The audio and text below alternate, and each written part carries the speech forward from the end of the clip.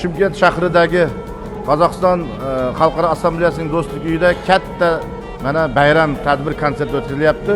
Bu bayramni mana Shimkent shahar O'zbek etnomani jamoat birlashmasi tomonidan Qozog'iston Xalqaro Assambleyasi Shimkent shahar qo'g'amdagi kelishim ishchi siyosati tomonidan mana tashkillashtirilgan. Shu maqsaddan foydalanib barcha shahrimizdagi onaxonlarimizni bahor bayrami, xalqaro 8-mart bayrami bilan chin qalbdan tabriklayman. Mana bugun shahar madaniyat markazi juda yaxshi tayyorgarlik ko'ribdi. Juda ham xursandmiz. Mana bizlarga shuncha ayollar kelib, ular ham shuncha xursand. Ularning bayrami qutlug' bo'lsin. Ayollar mana onalarimiz, opalarimiz, singillarimiz, qizlarimiz, nevaralarimiz hammasiga bayram qutlug'. Ular hammasi sog' bo'lsin, salomat bo'lsin.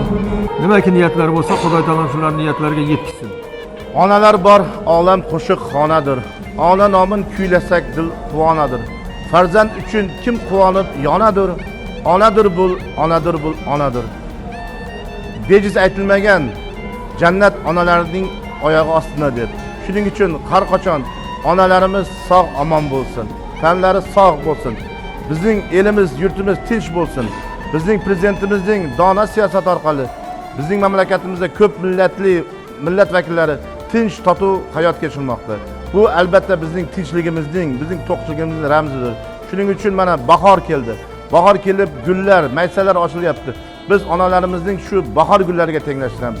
Har doim bizning onalarimiz, opa-singillarimiz, sevimli yorlarimiz har doim bizning bahor gullarida ochilib, sochilib, tani sog' bo'lib, har doim yonimizda bo'lsin. Bayram muborak bo'lsin.